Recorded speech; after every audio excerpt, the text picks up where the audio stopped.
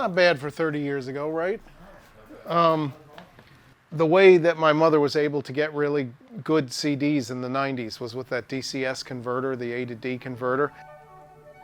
My mother began work for Mercury in 1950. Together with my father, C. Robert Fine, they perfected a minimalist recording technique.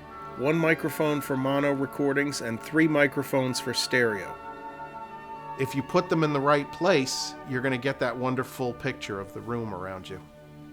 In 1989, Philips Polygram decided to reissue the Mercury Living Presence catalog on CD. They asked my mother to produce those reissues. She went to Polygram Studios and looked at what they were doing. Wasn't very impressed. They said, okay, why don't you work with this mastering engineer, Dennis Drake, and figure out if you can sound like Mercury. I think my mother had gone in and listened to a CD player when they came out and just decided this was not something she was going to buy anytime soon. They were definitely of the analog era, and my mother had to be convinced that this was a better technology. Wilma felt it was very important that we reference the LPs because this is what the listening audience used as their reference. And we wanted to make sure that what we were doing encompassed at least the sound of the LPs, if not better. It really enabled us to compare the soundstage between the LPs, the original masters, and the digital playback. So can we get this digitally? You know, can the mix sit this way in the stereo field? And you know, are we going to hear this detail of a triangle, for instance, over there? Are we going to hear the depth of these cellos in this section? As they tested stuff, it came up lacking. She talked about it sounding like cardboard. Now, what I take that to mean is that it sounded two-dimensional. It was wide but not deep or high. We just looked for stuff with a big soundstage, like the Balalaika Orchestra was amazing. One of the first CDs that we did, the Russian Balalaika Orchestra. And we would put on the master, we would go through the converter, switch back and forth, and some converters, the sound field would go like this. The digital realm was her enemy, right? Because the technology was such that she could get a playback on her equipment and do a 3-to-2 mix and have this sound coming out of the monitors at the studio. But it was a big challenge to get that into the digital realm and get it on a CD. So while they're trying all these different things that were state-of-the-art in the US studios in 1989, DCS was working on something different in England. It was the companies, principally DCS, who said, well, we got to try something else here. We have experience in the military field, capturing other sorts of signals. And so we worked on the radar systems in particular, but in the background we were just seeing how far we could push things on the audio side. They're doing a few bits high sample rate conversion, so they're actually capturing more signal than other devices were capturing at that time. They're capturing more low-level signal. So the heart of an accurate ADC is a DAC. An accurate ADC generally works by taking a stab at what it thinks the signal is, putting it into a DAC, seeing what's left after, and then having another go at it. At DCS, we pushed that a stage further and invented the ring DAC, which was pushed the errors into high-frequency noise, so they're away from the audio spectrum.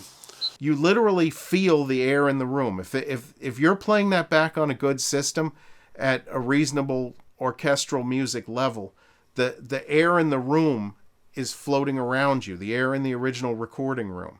Well, the learning of what the problem is took a long time, but then working out what the answer had to be didn't take, a few weeks, maybe months. But then you listened to someone demonstrating it, and the difference was just remarkable. You know, it's like Dennis said, as soon as they tried it out, they were like, oh, all right, yeah, this is now we can do this. I'm amazed at the dynamic range and detail that comes through, and where you can actually feel like you're in the actual hall that the recording was made. I was dumbfounded by the fact that they were made 30 years ago. because they sound like they're made, with today's technology. There's more on the old CDs than you think, which brings me to the old tapes. With the mono catalog, almost all of that was never released before on digitally. So that's all new tape transfers and remastering, as with the Kubelik. Now there are some stereo titles that were never issued on CD before. So the way I approach this now today is, I want to get more sound out of those tapes. I went back and had new transfers made at Abbey Road Studios in England from the original tapes. If you take an old tape that was recorded in the 50s, if you play that back with a modern state-of-the-art tape machine, you're going to get more out of it than probably people knew they had on the tapes.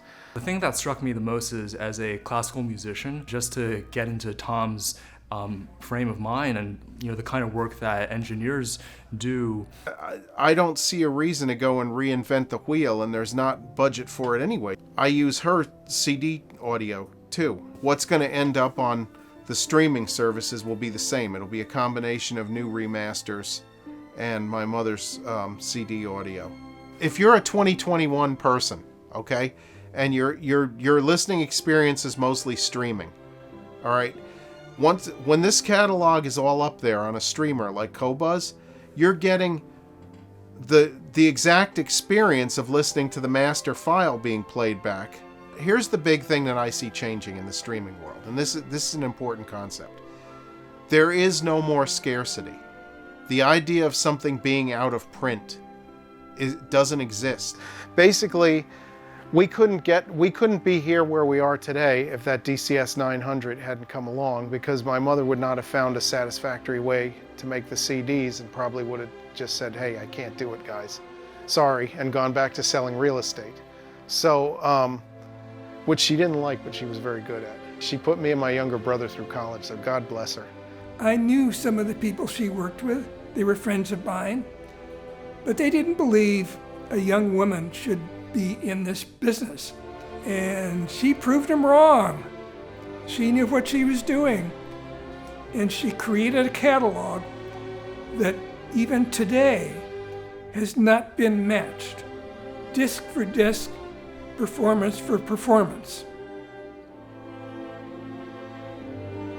And that is her legacy.